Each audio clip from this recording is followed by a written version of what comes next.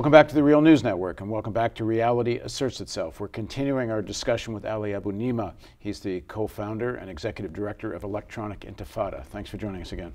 Thank you. So Ali's latest book is The Battle for Justice in Palestine, 2006. He wrote One Country, a bold proposal to end the Israeli-Palestinian impasse.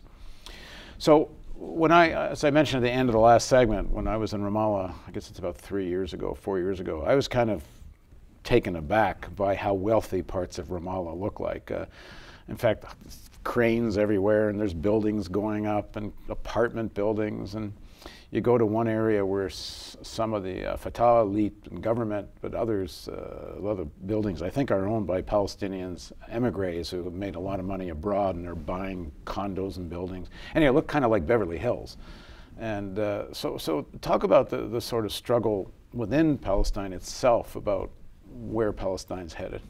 Well, you weren't the only one who had that impression, and in fact, in the past couple of years, there was a whole genre really started by Thomas Friedman, the New York Times columnist, of going to Ramallah in particular and declaring an economic miracle and saying, you know, there's wealth, there's development, and all of this was sort of harnessed to a narrative that the Palestinians were moving steadily and pluckily towards statehood and building the foundations of Palestinian state.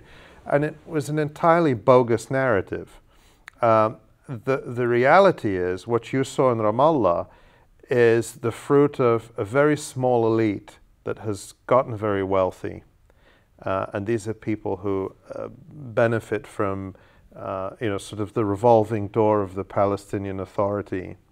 And a few very large conglomerates that control vast sectors of the economy. And they're living ostentatiously. There's a lot of conspicuous consumption.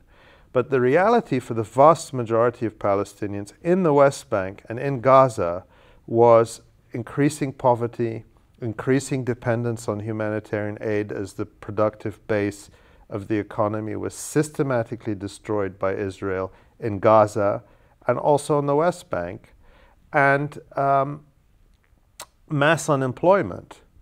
And, you know, you had Hillary Clinton going over and declaring that, you know, new businesses are opening and new jobs are being created. It wasn't true. Unemployment kept going up.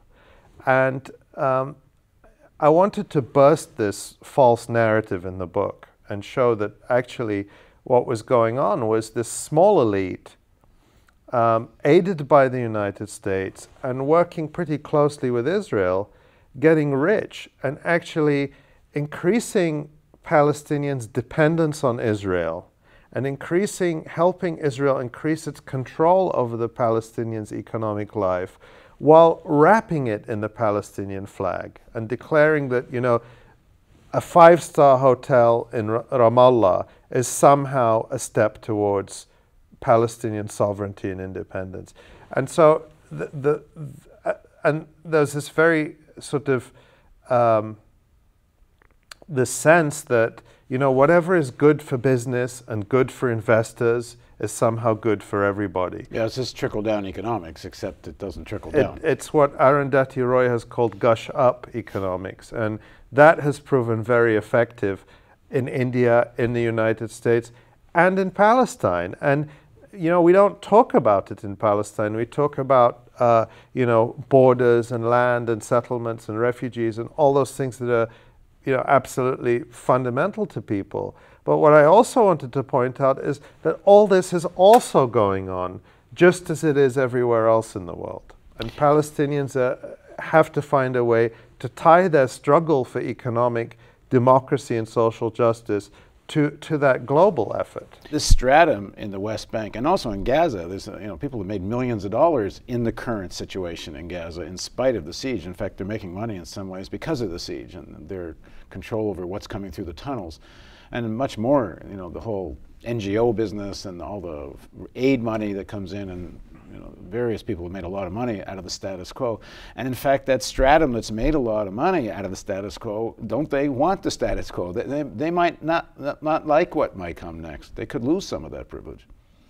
I don't know if they like the status quo. I think it's fair to say that they have benefited from the status quo, and I think it's true that they don't know of any alternative to the status quo, because they bet all their eggs on, the idea that there's going to be a Palestinian state in some form, and they would inherit the state. They would be the oligarchs of the new state. The oligarchs of the Palestinian Authority would naturally become the oligarchs of the new state. And if that's taken away from them, then what? And so that's why they have to keep, no matter how absurd it gets, they have to keep extending the peace talks, even though nobody believes they're heading towards a Palestinian state, because what's the alternative? And but I do think that sort of one of the let's say good news stories is that I think Palestinians are more and more recognizing this, and they're fighting back in various ways. And one is to maintain control of their for example, there are fair trade and farmers cooperatives that are trying to maintain the presence on the land, trying to create new markets for Palestinian goods that don't have to be tied into or dependent on these neoliberal structures. I mean, just to give one example, one of the most disturbing things that I came across is this plan, and they're being sponsored by Germany, Japan, and France. They're sponsoring these industrial zones in Palestine. And again, this is all marketed as building the state, building the economy, creating jobs. But what they're actually doing is creating these extraterritorial zones where Israeli and international companies can come in, get cheap workers. There's no protection for workers' rights. There's no environmental protection. Israel is already using the West Bank as basically a toxic dump site and moving its dirty industries there. This is only going to get worse if the World Bank and IMF type schemes continue. And these industrial zones, they hand them over to private companies who then have the right to set up private armies.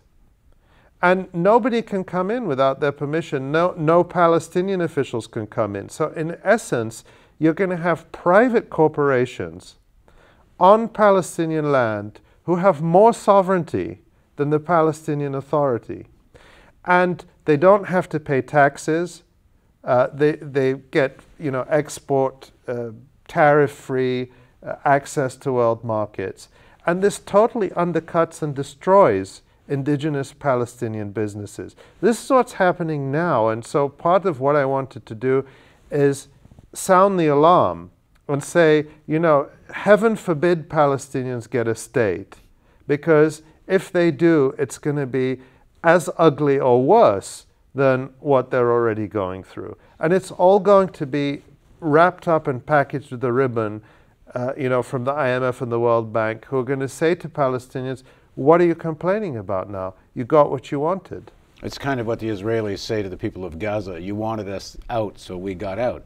Of course, we left you in unlivable conditions. Not only did they leave Gaza in unlivable positions, but as I say in the Battle for Justice in Palestine, there was a systematic, diabolical destruction of the Palestinian economy in Gaza, to the point where Israeli military planners were calculating, if we reduce the agricultural inputs that come in by this much to Gaza, then we will reduce, within a certain period of time, the production of fruits and vegetables by 50%. And, in 2008, 2009, Israel deliberately bombed and killed 100,000 chickens in Gaza. Well, you know what? When I went to Gaza, the supermarkets there were full of Israeli frozen chickens. But it's only very few people in Gaza who can afford that. Just to go back to your earlier point, God forbid if there is such a state, because it will be a state that manages this colonization, which is kind of what the Palestinian Authority is now. So it would be calling what's happening now a state and continuing to manage it more or less in the status quo. But then why don't the Israelis want that? I mean, why don't they just make this deal? Because it seems there to be had. It seems like the Palestinian elites are willing to play this role, at least enough of them. So why don't the Israelis just do this deal? I think the logic of Zionism historically has never been, there's never been a point where the mainstream of the Zionist movement has said enough land. And there's nothing within Zionism that puts the brakes on the colonization of land. Zionism began as a colonial movement. In those days, colonialism wasn't a dirty word, so Zionist leaders themselves said we're colonizing. Now it's a dirty word, but the colonization goes on everywhere, in the West Bank, in the South, in the Negev, in the Galilee. And I don't think there is internal brakes that can put a stop to this in Israel. And that's why I think the importance of international pressure, international grassroots pressure in the form of boycott, divestment, and sanctions is so essential to bringing this process of colonial violence to an end, so that we can begin to actually build something that is livable for everyone. And I think in the end it's a very optimistic book.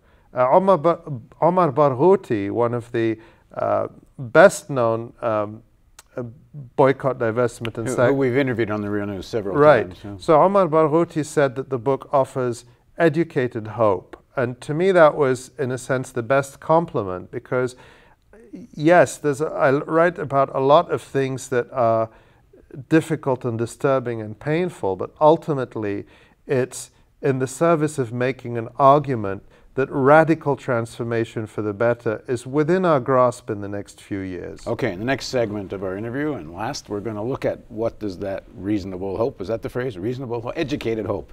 What does educated hope look like in the eyes of Ali Abunimah? So please join us on Reality Asserts Itself on the Real News Network.